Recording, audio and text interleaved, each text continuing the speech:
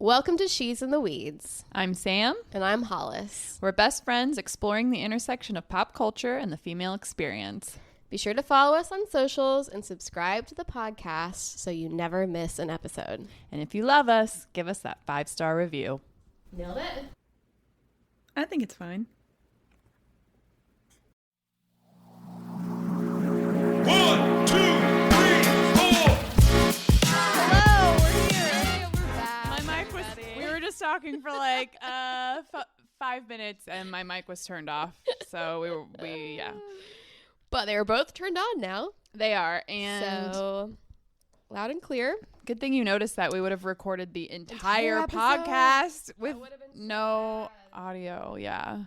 Oh my God, can you imagine? I'm surprised it hasn't happened to us yet.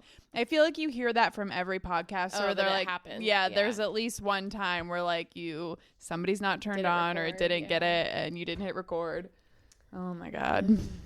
Okay, so here we are. So we're recapping from our awesome weekend. Yes. Which was super fun. Yes, it was a good time. And we recovered from Saturday, whatever the weirdness was, our non-hangover hangover. But we just like over caffeinated ourselves, I guess. Yes. I don't know. We still can't figure it out. I'm blaming it on the coffee still. I don't know what was, or maybe our pH balance was off. Something was up. I don't know. Dehydrated. I don't know. I know. I feel like we didn't drink enough water. We didn't eat enough. No. Even though we only had one martini. And then we just had some like really powerful coffee the next day. Yeah, and we were like all shaky, weird feeling. Yeah. No. Strange. We did manage to get it together, but we did. But also I just kind of realized like the all night concert ragers just don't hit as much as like they used to for me. Like, don't get me wrong, I had a blast. Yeah. But normally I would be like, let's go to the late night. I'm ready to hang out all night. Yeah. And like you were explaining before our microphones were off, we went to the late night, which was... Yeah, it was one member of... So the band that we saw is like, they're a jam band, but they do like a mix of like prog metal, dance music. Like they're high energy and like, you know, you're having fun with your friends and... the concert's high energy and you just kind of like want to ride that wave and like you're having a good time. And we hadn't originally gotten tickets to the late night and it was at this little venue next door. And we were like, when the concert got over, we were like, yes, okay, like let's go. We're going to go to the late night. We'll go over there and get a ticket because they still had some available. And it was just one member of the band playing an acoustic guitar, which I like kind of knew because I knew it was just him, but we weren't really thinking about that. And so we get in line, we pay $30. We get up there and the venue was really cool. It was set up like a jazz club and they had little like tables and it was a cool venue. It was a very cool venue. The backdrop on the stage was really cool. Yeah. But it was like we sat down and the second I feel like we both sat down in that booth, it was like, we're not getting up again. Like I wish this was the couch. Yeah. We paid $30 to stay for all of like 12 minutes. Yeah. And then it was just Bayless playing an acoustic guitar, which is cool. Fine and cool. And like, it was very intimate. There wasn't very many people there, but it was just like not, it was a weird transition. Yeah. And I think I would just like, and we were exhausted. I just hit my cap for the evening. And what's so funny is it like still at 37. Cause I mean, when the concert ended and you're like, do you want to go get tickets to late night? I was just like, yeah. You know, still high energy. Yeah. And we were in line, and I was like, I don't really want to do this anymore. But I know, I did. But I didn't say anything either, and I felt the same way. Buzzkill, you know. I know. I felt the same way in that line. We were standing there, and I said a couple of times, I was like, oh my God, come on with this line, and like. There was a part of me that really wanted to be like, I'm off it. Let's just go back. But I was the same way. And I also didn't want to disappoint our other friends. I know. Because we don't get to see them. Yeah. And they're in from Colorado. We don't get to see them a lot. And even like we were in line. There were a couple people between you and I when we got in the line to like actually purchase tickets. When she was like $30, I was like, you've got to be fucking kidding me. I know. I was like, well, I really wanted to turn around and be like, $30, we're not doing this. I would have been like, bye. I would have been like, no, we're not doing it. I was like, damn it. When are you going to learn just to like, say what you feel? Oh, I did like it's okay to be the loser. Because that's why I was like, I don't want to disappoint anybody. I know. Well, and I didn't like, either. And that's why when we went up and sat down in the booths and we were sitting there and he hadn't started playing yet and everybody was just kind of like milling about. I looked at Hollis and I go, are we going to have to Irish goodbye this? Because all of our friends were like up by the stage and I was ready to just, because I knew they were going to be like, stays. I know. And I just didn't even have the energy to like stand up there and listen to the music. No. So I was just like, there's no way I'm standing anymore. I'm so tired. But anyways, all that to say, we had a really good time and I miss our friends. I know.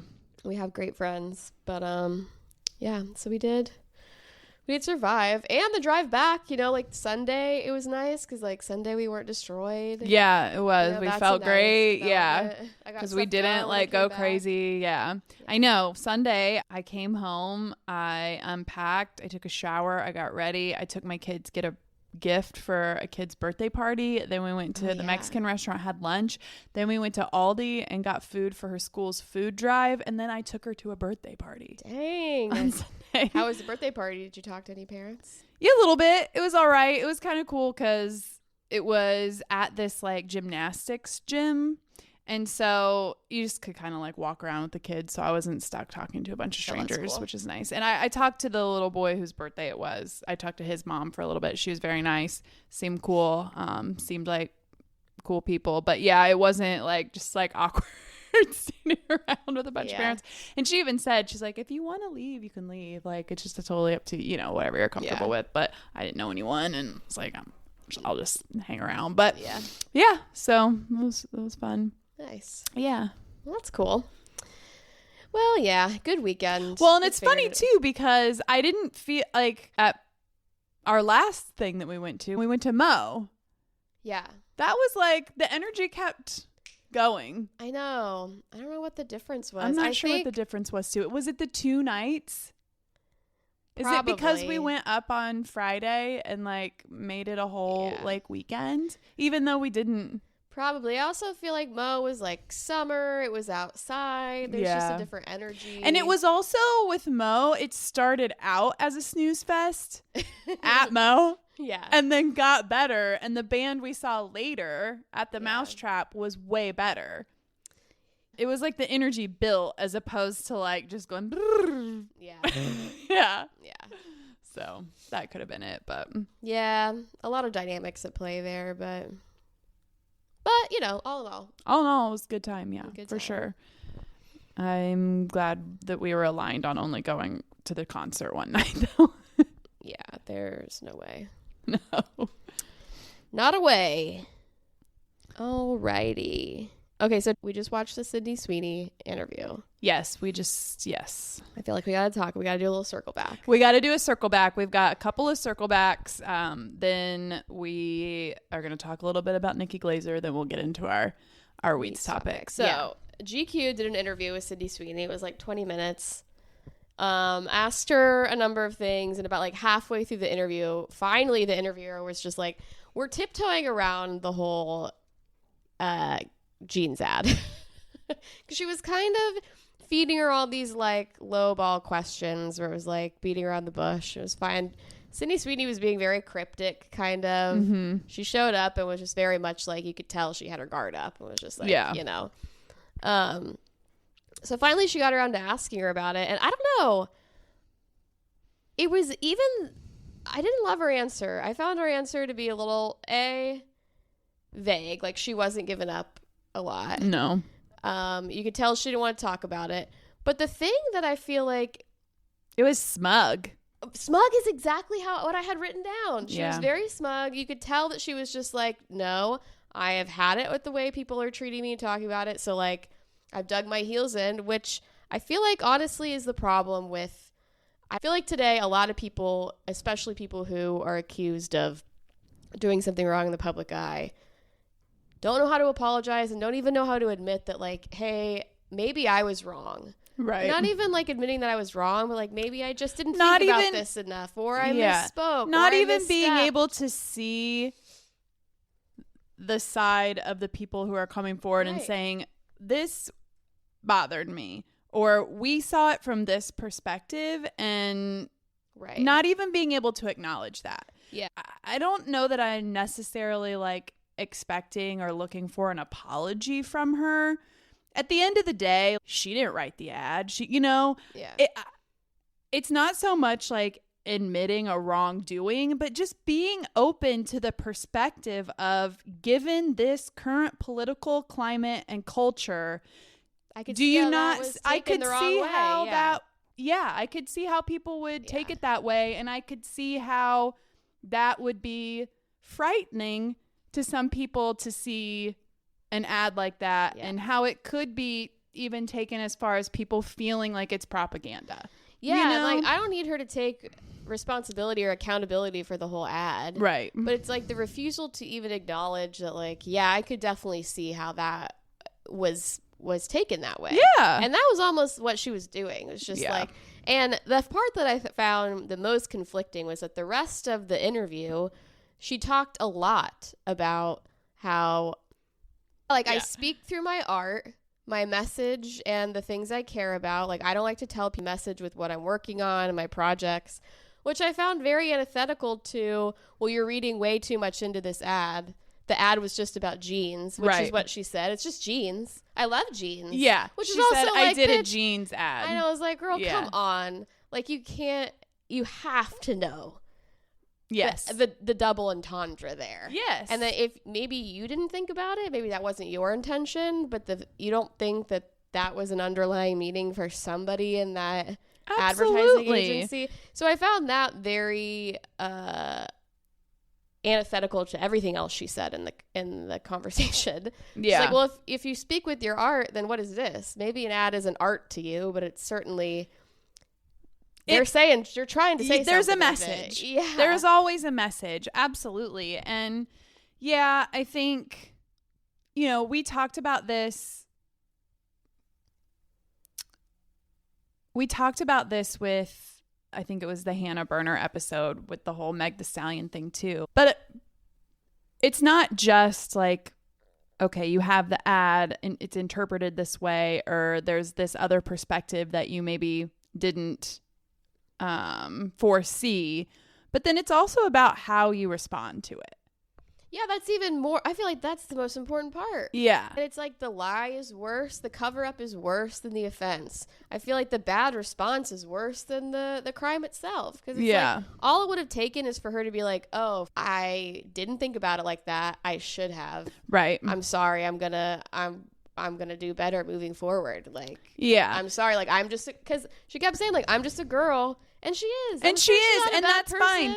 Yeah. But it's also like, man, if you want people to watch your movies and learn and evolve, like you mentioned in that article, then you should be doing the same yourself. You should be taking people's reaction and saying, oh, wow, I didn't think about it like that. I will learn and evolve from this. Yeah. And she did not do that. Which is a little bit like, come on. Yeah. And we talked about this as well with the Hannah Burner and Meg Thee Stallion episode, but I also wonder too, like, how much of her response is her publicist and her team saying, don't cop to anything. Yeah. Don't take any responsibility for this. You're not responsible for it. That's only going to open up a whole can of worms and make a whole thing. And I do feel like with celebrities and things that is probably happening. Yeah. I'm sure she was coached on what to say about it. And that's unfortunate. Like, I understand that people have PR teams and stuff for a reason, but at the end of the day, it's like, I feel like we could do so much better as a society with growth and evolution if we would just let people respond to things and actually like have a heartfelt response, whether it's the right response or the wrong response or the response you want to hear or not, whatever's right or wrong for you. This whole, I'm digging my heels in. I'm not going to talk about it. It was a jeans ad. I wear jeans. Like that. It's minimizing it a lot. Yeah. And it's like, okay, sure. Like, maybe she says something and maybe it does spiral into something bigger. I don't know. I feel like it's hard to know because, I feel like either it's the person and they're digging their heels in, or it's their PR team and they're not letting them. Yeah. And so then it's like there's no growth. I mean, I will say the one caveat I had when thinking about this to how I feel is that I would imagine also a lot of this dig in the heels response comes from as a response to the absolute vitriol people come at her. Yes. And people on the internet. Yes. Which I know we've talked about this before, doesn't solve or help anything. No. If we really want people to grow and learn and react, We have in a to good give way, them the space we can't to. fucking throw death threats at them. Agree. And I'll come at her, like, because I'm sure that has a lot to do with it too. I'm sure she got to a Yes. point where she was like, And this she is said that, insane. like, I had to Yeah, put like, my phone away. the Yeah. reaction is not justified, which I agree. I think people came for her pretty hot, a little too hard. Yeah. Like, do I think the ad was messed up and like she should have thought about it? Like, obviously there were some undertones that like were messed up. Yeah. Do I think the response was way over the top? Yes. Yeah. Also, yes. Yes. So like I can both imagine, things can be true. yeah, I imagine if you were a young girl and that reaction happened, that your defensive instincts go up and eventually you're just like, I have to just shut it down or I can't survive. Right. So I get that. Like, that's what makes it so difficult, is that like, what are people gonna do at one point? Yeah. Like, it's hard to do the right thing when I know. you're like, when you're defending your life in a lot of ways, because I mean, you don't know what death threats aren't serious and which ones are jokes. I you know. So it's just like the internet's so fucked up. I know. It is just a difficult one because, yeah, I do think, we're living in a time where we should be calling things out, but the way in which people are absolutely crucified isn't right. And it doesn't lend itself to growth. And it doesn't, and... But then... neo-Nazism is on the rise. Exactly. So like the I jokes know. are serious and they do matter. So it's like it's a total pinball back and forth. Yeah. Of like, And that's, how seriously do we take this? Right. And we talked about that in the episode where we talked about the original ad. Had that ad come out, and like, I hate to like just make it so political, but had that ad come out, I don't know, during the climate of the Obama administration or really any other time under any other administration where we don't have, neo-Nazism on the rise, white supremacy on the rise, ICE is in our schools deporting people. If it were any other political climate, it would not have been the issue that it was. It still may have like turned some heads and there may have been a little rabble, but it wouldn't have been what it was. And I think to just not be able to acknowledge that at all, and I understand as the person who's just being paid to be in the ad, I can totally get going and doing it and maybe even having a little bit of like, but like, what am I really going to say? I'm under contract, like whatever.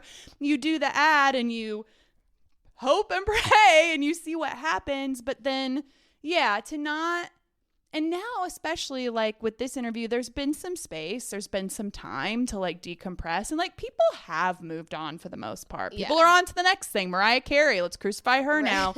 But to not even be able to then just reflect. Acknowledgement is it. Yeah.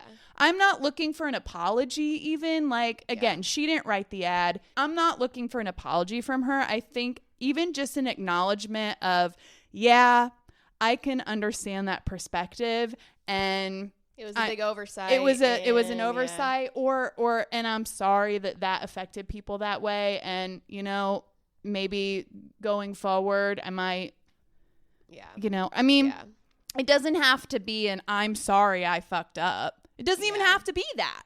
Just an acknowledgement. Yeah, it almost feels like she's refusing to acknowledge reality.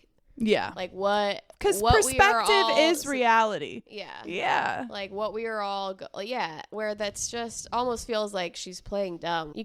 Your head can't be that far in the sand. Yeah. To not understand why people, even slightly understand why people are upset about it. Right. Yeah. Yeah. So I don't know. And that's so funny that you said smug, because that's what I wrote down. I was like, very smug. Just like, I don't know. The attitude was... Yes. Not great. Yeah. Even just the whole interview. And even if she had just said, I really just am not going to talk about it because the hate and the vitriol was so intense and I really did have to and even if she said something like that, but it was really a big smug double down. Yeah. Is what it came off as. At one point, the interviewer asked her if she was surprised about the reaction. She was like, well... Honestly, I mean, yeah, I guess. But like, I just go to work.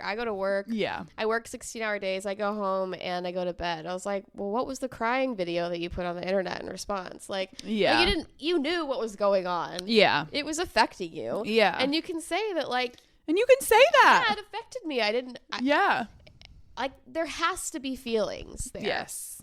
You know, there are thoughts and feelings that happen. Like, and I get that's totally your prerogative if you don't want to share your thoughts and feelings with the world. But also, it's just like, why wouldn't you? I know. I don't know. I know. Anyways, I mean, we can move on from this forever, I think. Yes, I think so, a too. Small blip, but like We've closed the it was Sydney Sweeney interesting. chapter. Yeah. Yeah, no, but yeah, I wasn't even expecting any kind of Questions about it? at this point. Yeah. So yeah, it was definitely feels like a little bit of closure to like hear her respond to it, and that's the response. Then okay, moving on. I know, and I feel like a lot of people were kind of hoping she was gonna be this new like it girl star, and that like, you know, I feel like society expects a little bit more out of celebrities now. Mm-hmm. You know, like you have to kind of come with receipts, you have to come with accountability a lot of times, and like people aren't gonna get behind you if they can't align with you. I feel like and I think that's a good thing. Yeah.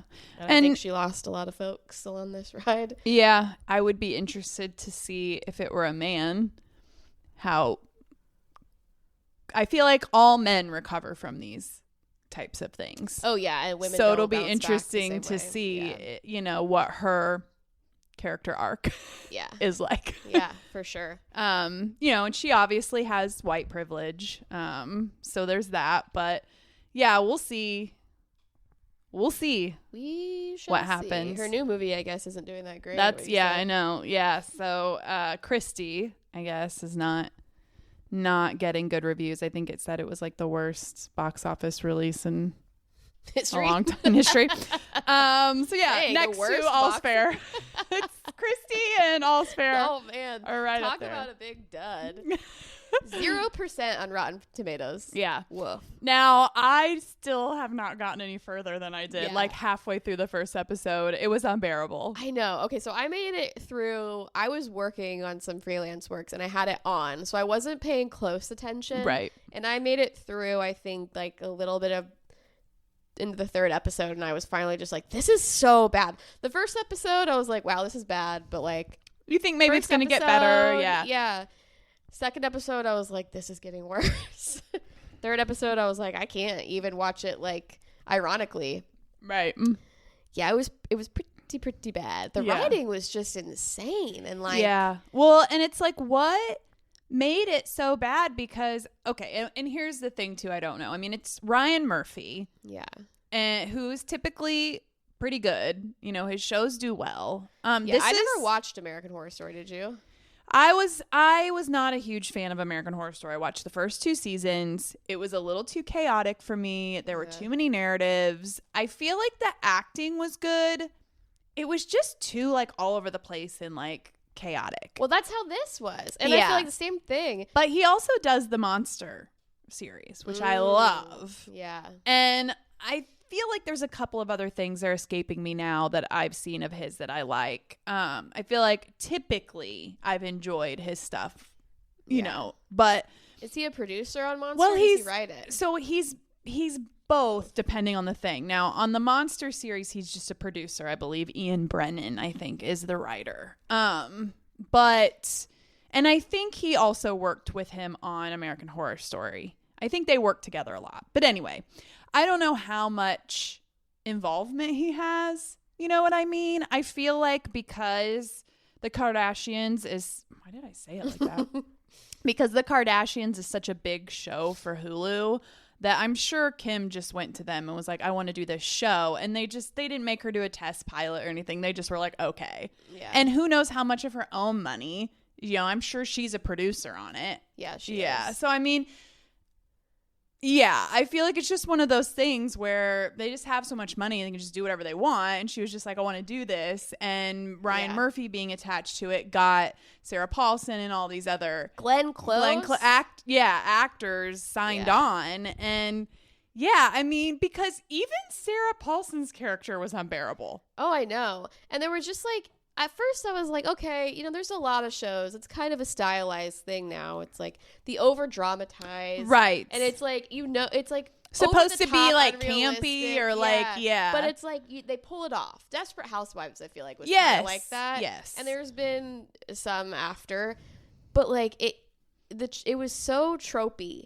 There were so many scenes where I was just like, oh my God, like we've seen this 100 times done better. The dialogue was just insufferable. And like the stories were just like you said, chaotic. It was like, wait, what? What's going on? The Jessica Simpson story. Now see, I didn't get that part. Oh my God. It was just like, what is happening? First of all, the story was so bizarre. I mean, it was about plastic surgery was like the underlying theme. Now she's married this old washed up rock star and he made her get all this plastic surgery and her face is insane. They're getting divorced and they're, you know, this like female brigade of lawyers who just like stick it to the man, which that part I like though. I mean like that's that okay, but it's also kind of like the girl boss thing is a little 2000 and late. Like it's not a bad premise, but it just didn't bring anything new or fresh to the table. If it had been done well, I like that premise because I mean that particular, you know, an all-female law firm like taking on all the ex-husbands. I mean, that's not been done.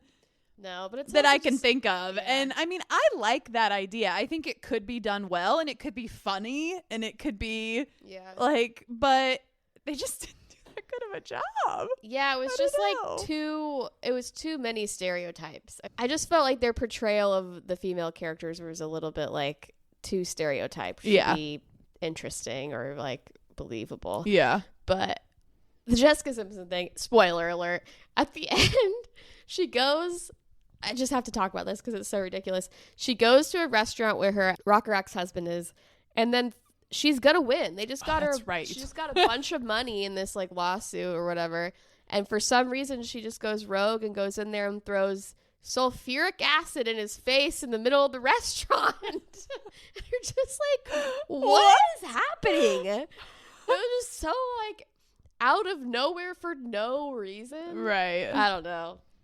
It was wild. So anyways, I haven't continued to watch it, but it hasn't been doing good. Yeah.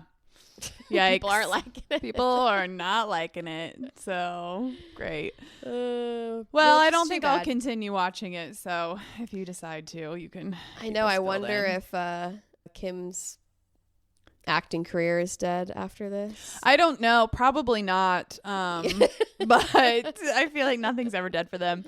But I guess she's really been like, just like leaning into it on social media. Yeah. And like really taking it on the nose, the criticism, That's which great. I love. Yeah. She seems like she has a good sense of humor about herself. Well, and it's funny because I listened to Not Skinny, Not Fat with Amanda Hirsch, and she interviewed Kris Jenner, and this was ahead of the premiere, and she was talking about, you know, how they've been working on the show and stuff. And I mean, this is really neither here nor there, but just in terms of the Kardashians more in general, like she just seemed like such a normal person, mom, talking about her daughters and her kids. And like, she was so relatable in this interview and just like so down to earth and just like a regular degular. It kind of makes you see them in a different light when you just hear, you know what I mean? You're not watching the show that's produced and all of that. You're not watching this all story. You're just like listening to them talk. And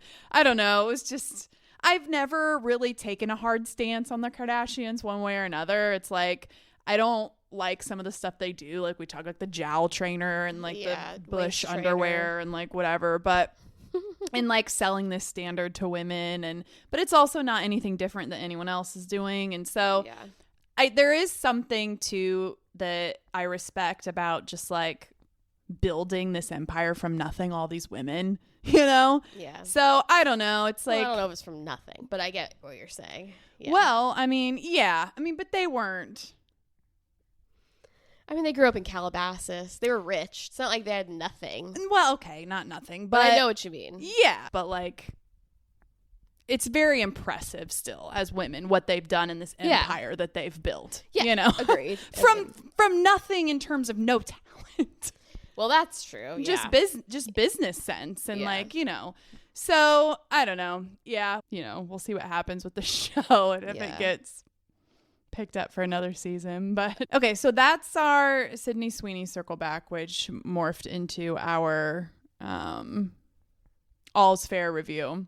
So I have one more quick circle back before we just touch on the Nikki Glazer monologue and then get into the weeds. But, you know, our last episode, we were, you know, talking about all of these kind of things that shaped our views on body image and all of that from the 90s and early 2000s. And it just made me think of this.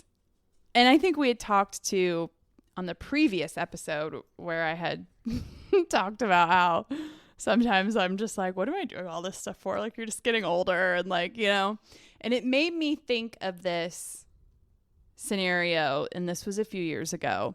And like, this is kind of a vulnerable story, but I'm just going to tell it anyway. We were vacationing in Florida. I was on the beach and I was walking on the beach by myself. My kids were with my husband and my mom. And I was just like walking along the beach, like looking for shells, whatever. And there were these guys and they were throwing a football and they were standing like in the surf. I was also walking in the surf, maybe like mid calf deep, and they were like mid thigh deep probably. And they're throwing this football around. And the one guy throws the football badly and it lands like near me. And so the surf is like pushing the football even further away from the guys and almost even away from me. Like I was much closer to it. And I was like, oh, I'll get it, you know. And this guy was like, oh, no, that's okay, that's okay. And the way this guy was like struggling against the water to get to the football, like, and I was just like, I can get it. And like picked it up and threw it back to him. And I can't remember. I feel like he didn't even say thank you. Like, I can't remember if he actually said anything or not, but he like just kind of like rolled his eyes and like was so dismissive of me. And I had the thought, like, I threw it back to him and it wasn't instantaneous. I continued on my way. And then I was like, why was he so like, was he just like trying to avoid any kind of interaction with me that he was like it wasn't a big deal for me to just get the ball and throw it back to him. And then I had the realization of, oh, that's it. My youth is, I'm no longer like young and attractive.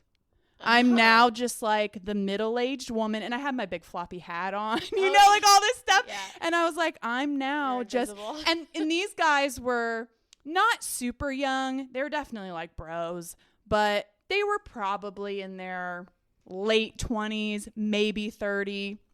And I just, I had that thought of like, yeah, I'm invisible.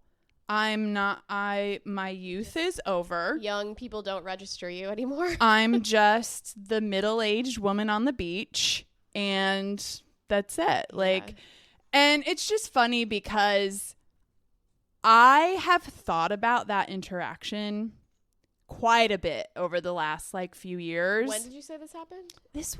I was pregnant with my youngest daughter, but I had just found out. So like, you were like showing pregnant. Yeah. So 3 years ago about, and it's just one of those things. And I have thought about it numerous times over the past few years, like when it'll just pop up in my mind. And we talked a little bit at the very end of last week's episode, just kind of like about the male gaze and just about, you know, how our value has nothing to do with like what a man thinks of you. And we talked about it a little bit, but we didn't really like get too far into it. And it just made me think of that story and the fact that like I let this random guy make me feel that way about myself. And the fact that I've thought about it, you know, multiple times since then over the past like few years. And like at the end of the day, whether we want to admit it or whether we even realize that we're doing it, we're all feeding into this like want and need to be consumed by the male gaze. And we're allowing that to assign value to us, at least to a certain extent, you know? And anyway, so and we're the perpetrators of it now. Yeah. Because we don't actually know that. Yeah. They're right. thinking that. No. But like we have been told No. that for so long. Right. And it's hard not to that believe that. Created that whole narrative in my head. Yeah. And it's because there is some truth to it. Oh, sure. Yeah. I'm not saying that's not what he was thinking. No, but I know. We don't know that. But we've been conditioned throughout years and years of society and culture that, I mean, so whether or not we even realize it's happening, we are allowing it to assign value to us. And it needs to end. Yeah. So anyway, we don't have to get too into the weeds on that because we talked about it all last episode, but it just made me think of that story or that interaction. And I am going to try to commit this to being the last time I ever think about it. Yeah. We'll see what happens. Yeah, I know. Those kind of moments really stick with you too, where it's just like, oh. It was just like a shift has happened. It was the dismissiveness and just the whole like, and I don't think I would have felt that way had it been a woman, even if she would have interacted the same way as he did. Right. Wouldn't have thought anything of it probably. Yeah, because also I don't think she would have. Yeah. She would have been like, oh yes, please get that ball for me. Right. So anyway. Interesting. Oh man, well thanks for sharing that. Yeah. Yeah. But that was the moment where I was like, it's over. This is my youth, my looks, it's over. But it's not. I know, but it made me think too of Leslie Mann. Yeah. You know, trying to get into the club. Yeah. Yeah, like I do feel like as women we have that moment. Yeah. Where it's like, oh. I'm not young and hot anymore. Yeah. I'm not desirable. Right. Yeah. Right. Yeah. I'm no longer desirable. I'm now becoming invisible. Yeah. And because we all know that that's true. It is to an extent, unfortunately. Yeah. All right, we got to move on or we're going to. Yeah. All right, let's just touch briefly on the Nikki Glazer. What did you think of it? Have you seen some of the I watched it. Criticisms or whatever? I guess I haven't seen the criticism. What's the criticism? I don't know. I mean, I was sorry, I didn't mean to cut you off. No, that's okay. I like Nikki Glazer as a personality. I don't love her stand-up so much. Yeah. This was all new material that I had never seen, which I think was kind of the point. Usually I think stand-ups do that on SNL. It was I could see how some people didn't like it. Yeah. It didn't offend me. There were a couple jokes where I was like, people aren't gonna like that. Right. But I think that's also kind of the point. She likes to push the boundaries, especially when it comes to sexuality. Yes. I didn't find it particularly funny, I guess. And I'm not like super familiar with her work or her stand-up. And you know me, I don't watch a ton of stand-up. I thought the like spray tan bit was funny. But other than that, I mean, she joked a lot about her boyfriend being short, which I think is something we should talk about at some point. I don't know if we're going to be able to today because we probably are going to have to get a move on into our weeds topic. But just sort of that double standard of like, I wonder how it would feel about a man like joking about, I don't know, a woman being really fat or something. Like, I don't know. You know what I mean? So that I was like, okay. The part that really I thought was just weird and didn't land for me was the showering with her nephew molestation part. Yeah, that was the one where I was like, people aren't going to like what? This at all. And it felt like a very strange and long setup for a pickleball joke. Yeah, I just didn't think the punchline was there. I didn't get it. I didn't get it. Yeah, I didn't think it was funny. That's one where I feel like that kind of humor where it's just like, I'm going to talk about the thing you're not supposed to talk about. Right. Just as like gotcha kind of almost. Where it's like, that to me is just not the humor I like. No. It's just kind of, what's the word I'm looking for? It's just like Shock value? Yeah, shock value. Yeah. It's like, oh, no one's supposed to talk about molestation, so we're going to make some jokes about it. Yeah. I just didn't think, I mean, there's a way to do it, I guess. I just didn't think it was that funny. No. And like, there are certain things that there almost just isn't anything that's funny about it. And I almost feel even like, if there was like something where somebody said something and you're like, oh shit, I shouldn't laugh at that, but I am. I think it's that one of those- wasn't it. I think it's one of those things where it's like, if you've been molested and you want to make jokes about your experience, go ahead. Yeah. She's making jokes about other people, and Yeah. it just doesn't land. And it was the fact that it was like her own nephew. It was a little weird. I don't know. Yeah, I feel like maybe that was what I would like. It seemed like she was still working out a little bit. Yeah. Maybe you should have saved. And maybe SNL was just like, Not the I was place not for the it? platform for it. Yeah, I was surprised. Because, I mean, good for her, I guess, for like taking a swing. But I was like, Yeah. this isn't going to. And it was like really... almost like the pickleball thing was the punchline.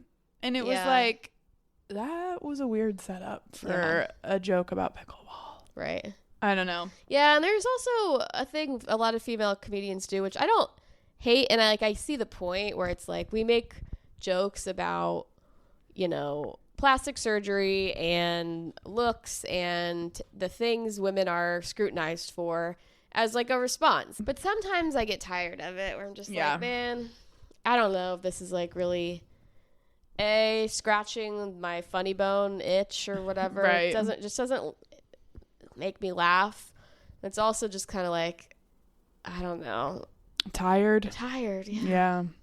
Like, don't we have something else to talk about? Yeah, like, here we are on a podcast talking about it all the to things. nauseam, Yeah. I know. But that being said, I like Nikki Glazer a lot. I think I like that she's very open about all the stuff she does. Yeah. Sometimes I don't know if I completely agree with her take, but like I do commend her for just being like, everybody likes people who are pretty better. Yeah. Because I feel like that's kind of her message sometimes. Like, let's just be honest about the fact that like being hot is what everybody wants, so why are we hiding it? Yeah. Like, I get it, but I also just want to be like, but we don't want that. Yeah, because we watched a clip one time where she was talking about like all the work she's going to get done and like how she's just like, On one hand, it's refreshing because it's like, all right, yeah. I mean, go for it. And like, I think we need that. Right. To some extent. But then it's also, I don't know, it's a thing we talk about all the time on here where it's just like, but why? Right. I know. Yeah. So anyways, the episode was great though. I know you don't watch SNL. Yeah, I but, just watched the monologue. There are actually some skits that made me laugh. So There were? couple. Good for them. Yeah. Okay, so I feel like that'll be a decent segue because, I don't know, most late night hosts are comedians and Nikki Glazer's a comedian, so we're just going to move right into we're using that as our segue and moving right into our weeds topic.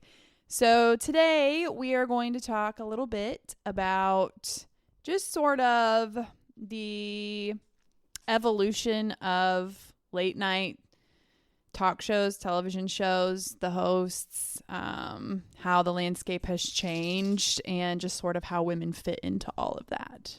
So we're going to start with just like a brief history of women in prime time, and then we're going to talk a little bit more about some of those, I think specifically Joan Rivers, and we'll kind of see where the conversation goes. But in fact, the first late night talk show host was a woman. So the Faye Emerson Show premiered on CBS in 1949. She was influential in talking about politics, which became the backbone of late night. But as television evolved and it became clear to sponsors that late night was going to be extremely important to them, it was basically like, you're out. The women are out. And that's a wrap on women. That's a wrap on women. So the show ended its run on June 22nd, 1951. A primary reason cited for the cancellation was Pepsi's desire for a pre-taped show. And then Faye went on to do other projects for a short time before eventually fading from television as her outspoken political views and public arguments with sponsors conflicted with the era's expectations for a female host. So, yeah, it sounds like Pepsi was like, we want a man. Yeah. And probably other big sponsors and all the big wigs were just like, no. Yeah. Like, this is going to be a big thing. This is going to generate a lot of ad revenue. Like, yeah, like, don't you have kids to take care of? yeah, get the women out of here and get the men in. So then Joan Rivers was the next, and she's typically accredited as like the first female late night host. She became the host of The Late Show in 1986 after many guest appearances and eventually becoming a permanent guest host on Johnny Carson's The Tonight Show. According to Rivers, she landed The Tonight Show after a male comic on the show bombed, and Bill Cosby told a producer, Joan Rivers couldn't be any worse than this guy. Why don't you use her? All right. Glowing review. Yeah, so she did end up getting the show with Fox in 1986, but was fired in 1987 and replaced with Arsenio Hall. Yeah, and I guess the lore there is that, you know, Johnny Carson had told her she was going to be his replacement. Yeah. Which, like, who knows how long that would have been? Right. You know, like, what, she was just supposed to sit around and wait for him to die or retire? Mm-hmm. And so he was pissed and blackballed her. And that's why she was essentially fired. Well, I mean, again, speculation, but, like, yes. I think that was kind of, like, you know, what a lot of people think, or what she thought for a long time, was that he was pissed and he was a powerful man and got fired. She said that when she found out that she was getting the show, she wanted to be the person to tell him.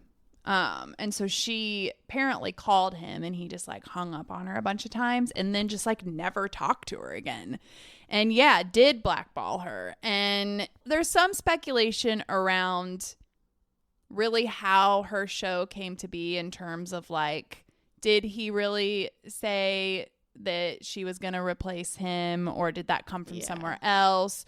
And was she mad when she found out she wasn't actually going to replace him? There's some conflicting like facts and stuff on that, but she talked about this too, where like that was sort of the way of this world. Like all of these comedians and stuff would do guest appearances and be guest hosts, and the goal was always that they would go and get their own show or their own thing. That was just the trajectory. So she's like, it wasn't unusual for that to happen, and obviously he didn't stop talking to or blackball any of the male comics that were doing this. So it really came down to the fact that he basically blackballed her from Hollywood for being a woman. Yeah, I was just like, you should be grateful that I would even give this to you. How dare you think you can go out on your own and take or make what you want? Yeah. Yeah, like it very much is like, know your place, woman. Yes. That's kind of the message absolutely. there. Which and is, then you know, what I think most women in the industry have remarked it being like. Yes. It's just like, you know. And then she really didn't find success again until the Fashion Police. I know. The Fashion Police was so good. It was so good, but it's also like, oh, let's put the woman back in the woman's space too. Yeah. And here she is talking about clothes and making fun of people's like looks and outfits on the red carpet, which I'm not faulting her for. Like, she came back up. I think that's great. Like, but it is like, of course. Yeah. That was a long time, too. It was, I mean, that's a big chunk of time to be, like, struggling and scrapping. Yes. And unfortunately, her husband committed suicide during that time, too. Yeah. And I guess there was some tension with the husband and the network as well, because she had, like, given him a lot of creative control over the show. That had something to do with it, too, I think. But, yeah, it really, to me, like, is glaringly obvious that it was just like, nope, you're a woman. Oh, well, yeah. Yeah, and it makes me wonder, too, like, even if that hadn't happened, like, what her trajectory of the show would have been. How long would they even let her have a show? Right, before, like, somebody in a network or some ad agency was like, no. Yeah. She doesn't align with what we want to do. Right. You know? And, too, I feel like, you know, when they realize not only, okay, is this going to be like a big thing and like this is going to really have a lot of viewership, it's going to generate a lot of ad revenue, but it's also going to allow some of these hosts and things to really not necessarily control, but like really contribute to the narrative, the media narrative. And I don't think they wanted a woman doing that. Oh, they didn't want a woman asking people questions and contributing to any kind of narrative. Well, yeah, because they didn't want to split the power. Exactly. Yeah, a lot more people in the room. Yeah. Yeah. Yeah. So, anyway, there's the Joan Rivers lore. So 5 years later, Whoopi Goldberg launched a syndicated talk show that only lasted a year. Then in 2000, Cynthia Garrett became the first Black female to host a network late night show, which was NBC's Later. It was replaced in 2001, a year later, with Last Call with Carson Daly. So replaced her with Carson Daly. Wanda Sykes and Monique both had short-lived shows on Fox and BET. And then the real only true success story thus far, Chelsea Handler with Chelsea Lately. It ran for 7 years and she was not fired. She decided not to renew her contract, citing issues with the network and wanting to take her work in a different direction. Yeah. And she was special too because she was host and executive producer. So she owned her show, which was pretty huge. I always thought Chelsea Handler always seemed very savvy to me. Yes. And also she had a much different, I think, tone. You know, she was not holding back. She was bold. She was brash. Yeah. You know, which I think E was a better place for that. I think they allowed her to do that. But I think she really shook it up in terms of like what she was saying. She was coming in hard as a comedian. She wasn't holding back. Yes. And I think it worked for her somehow, you know. And I think it was a lot too. We were starting to see a shift. Yes, yes. So I think it was definitely like a perfect storm that like she was allowed the opportunity to kind of be herself and she didn't have to be withholden to, you know, the standards that a lot of women had and even just a couple decades before her. Right. And I did see some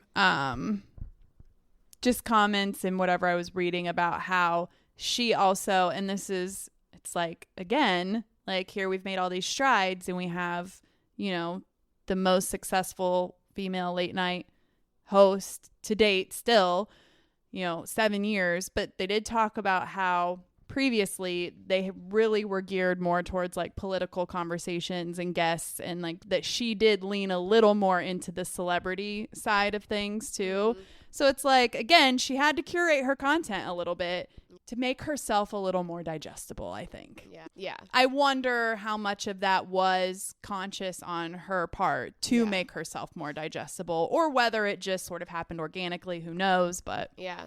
But I mean, honestly, she was doing the same bits Jay Leno was doing and David Letterman. Like she was taking cracks at people. She's being crass, and she was called out as being crass. Yeah. And the men are just like, oh, ha ha ha, how funny. Yeah. You know? So, I mean, you can't win. No, if you're of course a woman, not. You know? No. You can do exactly what the men are doing, and of course people not. are going to call you out for it. Right. Yeah. So a close second to Chelsea Handler would be Samantha Bee, hosting Full Frontal from 2016 to 2022, a show she launched after being passed over to host The Daily Show when Jon Stewart left. It was canceled in 2022 due to a combination of factors, including declining ratings, a shifting landscape of late night, and corporate restructuring, yada, yada, yada. NPR's Eric Deggers described it as the most prominent female voice in late night being unceremoniously removed from TV. Yeah, she was awesome. Yeah. She was hilarious. She was so smart. And she had like a really likable personality and like comedic presence. Tone. Yeah. Yeah. So she's really the last, that's it. There hasn't been one since her. We're talking about network. Streaming platforms have had different shows. And then, of course, in that time, there's been the rise of internet shows and podcasts and all of that, YouTubers. In terms of network, currently Taylor Tomlinson has been selected to host a panel show called After Midnight on CBS, which will make her the only female late night host in network television. And I guess Chelsea Handler has expressed interest in taking over Trevor Noah's spot, but that's sort of up in the air. Nice. So, yeah, I'm pretty sure After Midnight's aired already. Oh, has it? Yeah. Oh, okay. I'm not sure. I think it's done one season, and there was some buzz about it. I don't know if it got picked back up. Oh, yeah. I don't know. I haven't seen it. I don't. Because it's a reboot of After Midnight was a show. I don't know who the host was before. It must I have been a guy, can't remember. Yeah. I saw it, but now I can't remember. So I don't know. That'd be sad if it only went for one season. I know.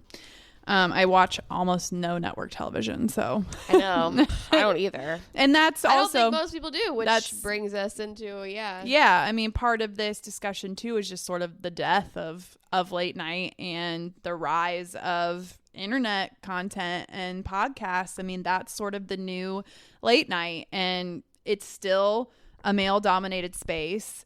You know, the new faces of late night are people like Joe Rogan, who has been a pioneer in long form and podcasting. He's been at it since like 2009 or something. I mean, a long, long time before anybody even really knew what it was, and is probably, depending on how you look at it, I don't want to say unfortunately, but it's probably one of the most influential people currently, I would say. Yeah. I mean, but I mean, and like, late night's over. I don't even know if it's really late. I mean, late nights still exist. Obviously, those shows are still on. But yeah, I don't know if we consider Joe Rogan late night, but just talk show host. Yeah, it's a completely new landscape. The idea of it being late night or prime time is like not even, I think what we're more talking about is the content, the interviews, the influential, what people are paying attention to now is this type of stuff.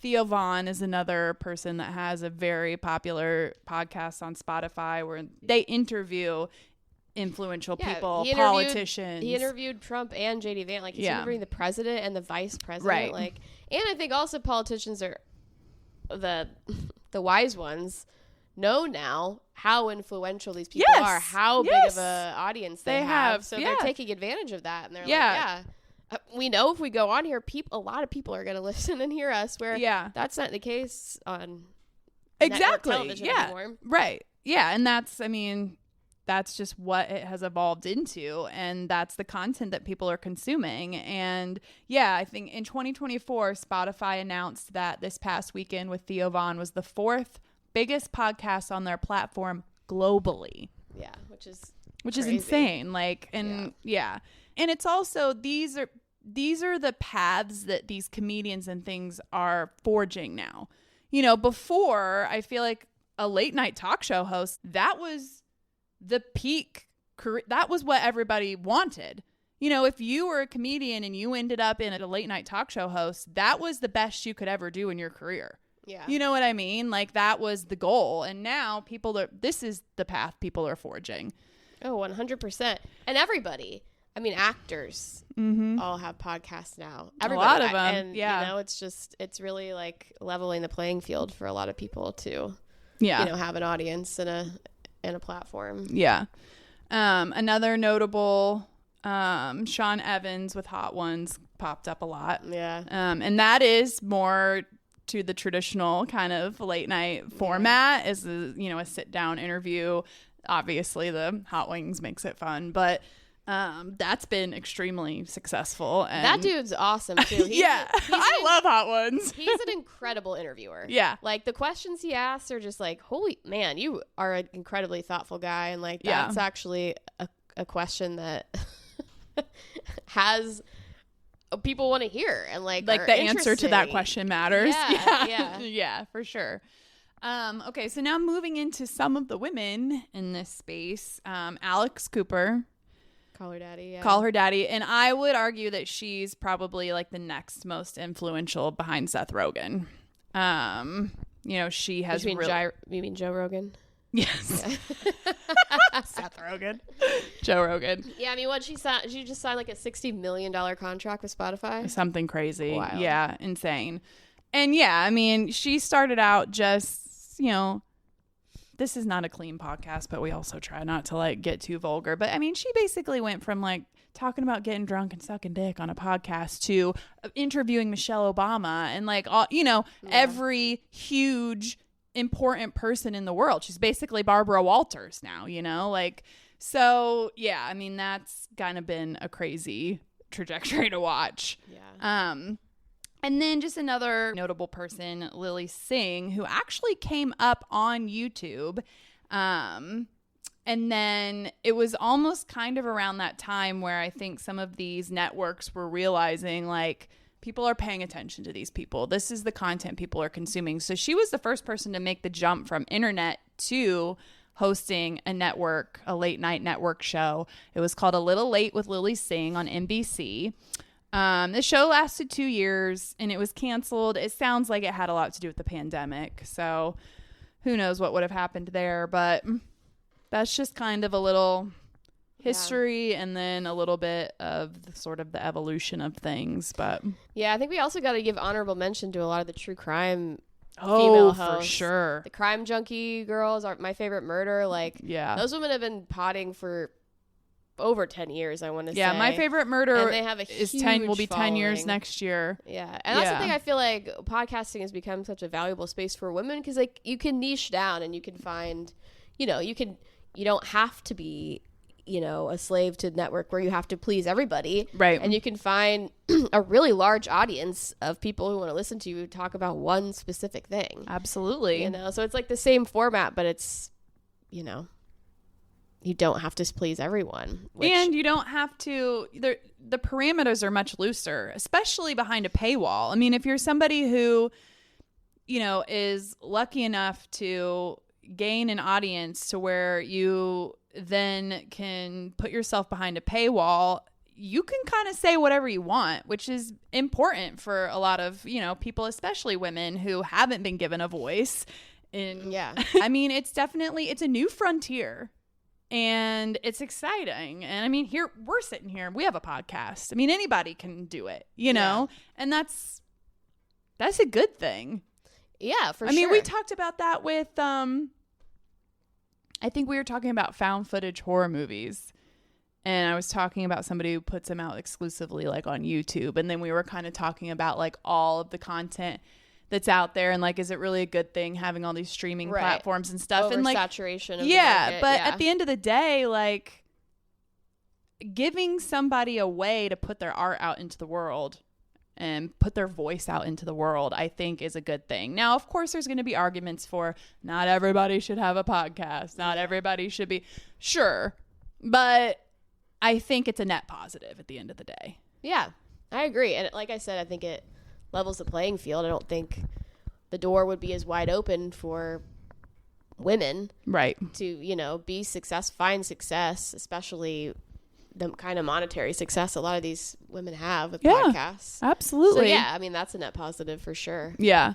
But yeah. And, we won't get too into the weeds on this because we talked a lot about it when we did our 90s media moments episode. But, the treatment of women in terms of guests historically on late night shows has been terrible for the most part. And, some of the worst offenders of that, we talked a lot about David Letterman in that episode. Yeah. He's probably the worst. Yeah. I don't know. Jay Leno was pretty bad too. Jay Leno, Jimmy Kimmel. I had forgotten all about this. I have to talk about, do you remember The Man Show? Yeah. I had forgotten all about that. And they had a guess your weight segment where Jimmy Kimmel guessed the weights of women. I know, it's pretty bad. The Man Show is pretty gross. Was so bad. And he's like the wokest one of them all now. Yeah, and I was reading a little bit. He does address it. Yeah. It's just like, But, we have to let people evolve and grow. That's what we're asking. Yes, and that's we what do. He did, so. We do. But I feel like I've also heard, I mean, I didn't watch The Man Show I've seen no, me neither, but I've watched it. Yeah. It was huge. Oh yeah, it was huge. And I do remember bits that were just like, this is so bad. But I've also heard, and I don't know how much validity you can give to this, a lot of this was coming from Ben who watched the show, so who knows, that like it wasn't always like that, and a lot of it, like the humor was kind of like, yeah, but we're also making fun of those people too. Right. Which is an argument for a lot of comedy, but yeah, I don't know. I would have to watch the show more to be able to say whether I agree with that take or not. But well, and it's also hard to know too, like, and this is what makes the growth and evolution part of it so hard too, is like how much of that is genuine and how much of it was like, shit, I gotta save my career.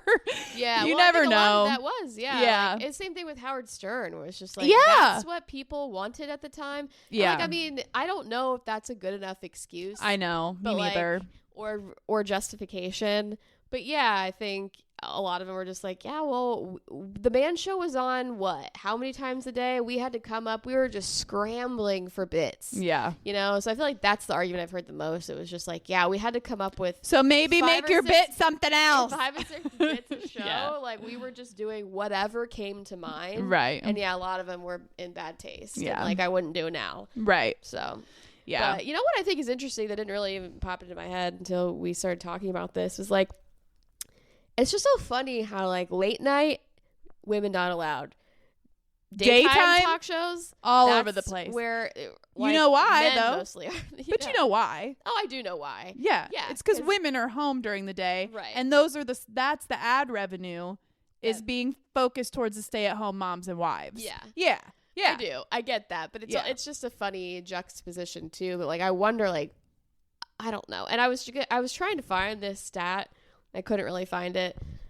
Like, did more men watch late night, or is that just like? I mean, no, surely No, it's not that more men than women watch late night. What it is that this is my opinion, but what it is women on daytime talk shows. All those ads were going to be targeted towards the women who are home alone, who are doing the shopping for those kinds of things, and we're seeing those ads and being like, "Oh, okay, great." Late night was being watched by husbands and wives. And I'm talking about all of this from a heteronormative point of view because that's how they were all thinking then too.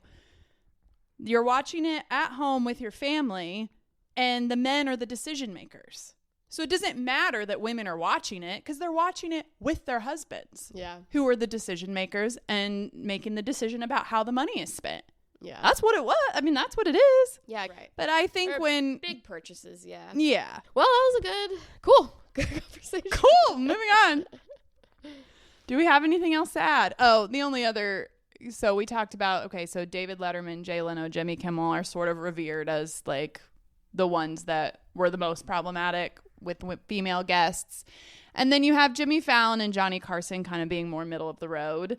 It's kind of like, yeah, there were maybe some issues, but also like they either addressed them or were also like very respectful or thoughtful with their female guests. And then like Conan O'Brien, Jon Stewart, Stephen Colbert all seem to be considered the least problematic in terms of their female guests. So anything else we have to add? I think we covered it. Yeah, it'll be interesting to see what happens with The Daily Show. Is that I the know. show? Trevor Noah? Yeah. Uh-huh. Yeah. Yeah. Let's see if Chelsea Handler does end up back on. I know. That's kind of like Remember when I thought she was joining Real Housewives of Beverly Hills? Yeah. Yeah, that was fake news, awesome. Guys. That would have been awesome. Yeah. Though. Yeah, that's kind of a left turn. Yeah. For The Daily Show. Yeah. I mean, I'm not anti. I think she's hilarious. She'd probably do a really good job, but yeah, not what I would have anticipated them to to be on the options. Yeah. But yeah, we'll see. We shall see. And then, of course, just like obviously the rise of this podcast as the newest and best voices, female voices. Yes. Newest and noteworthy. We're gonna be there on Apple Pods. We're blowing up in Japan. Yeah.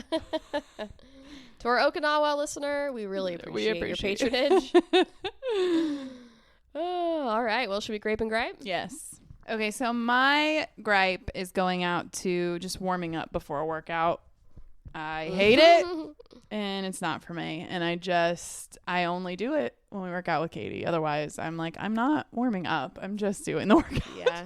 See, I don't love it, but I always do it. You do? Yeah. Yeah, because I feel like otherwise it feels like sprinting from a stand. Just like breaking out and run. Yeah.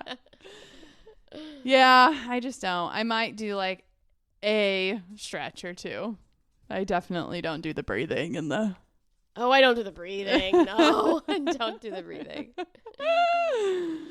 No. All right, my gripe goes out to missing the Northern Lights last night. They were out and... I've missed them every time idea. they've been in Indiana. Yeah. Got to work. And we're going to try like, tonight. Yeah. Got to work and everybody was like, look at my amazing pictures of the Northern Lights. And I was like, oh, man.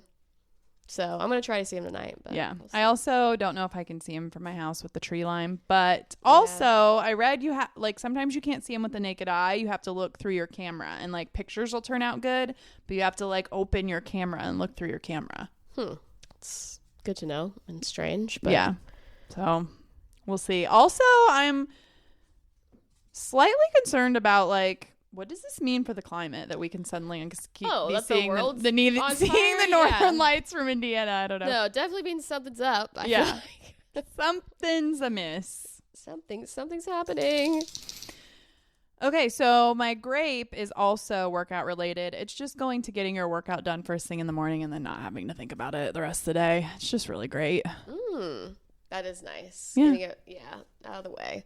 I know. I wish I could, like, every once in a while I'll get myself up in the morning to work out as, like, my supplemental workouts to, like, our class, but it doesn't always happen. I know. And it's like, I typically, I don't have a traditional 9-to-5 job. So a lot of times I will do it. I'll take my 6-year-old to school and get home and then do it. And that's fine. But then it is like by the time because she doesn't start school till 9:30. So it's like then by the time I do that and shower, then it's like 11 o'clock or almost noon, and when we get it done first thing in the morning, it's really just like, that's done.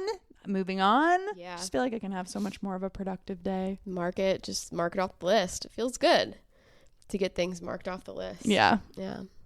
My grape goes out to wintry hat season. It's upon us. What? Wintry hat season. I thought you said one tree hat. And I was like, wait, what? No, and then I was thinking One Tree Hill. And I was like, is she talking about it's a new this spinoff. show? One Tree Hat. It's all the same kids from One Tree Hill, but they're in a hat store now. They all opened a hat store. It's crazy.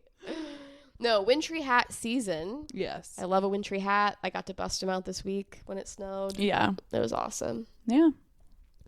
Half the time, I don't wash my hair. I just pop on a wintry hat. I mean, I'm one day. I washed my hair yesterday, and it's so greasy today. It doesn't look greasy. It is. It is. I put a lot of cornstarch in it. Cornstarch, yeah. Yeah. I don't use dry shampoo. I just use cornstarch. There you go. It does the same thing. Doesn't do what baby powder does. It doesn't make it all like white. And, You can mix it in. yeah. Yeah. Just give a little mix in. Just a little mix in. Cool. Well. All right. Cool. Bye. Cool. Okay, bye. Bye. 3, 2,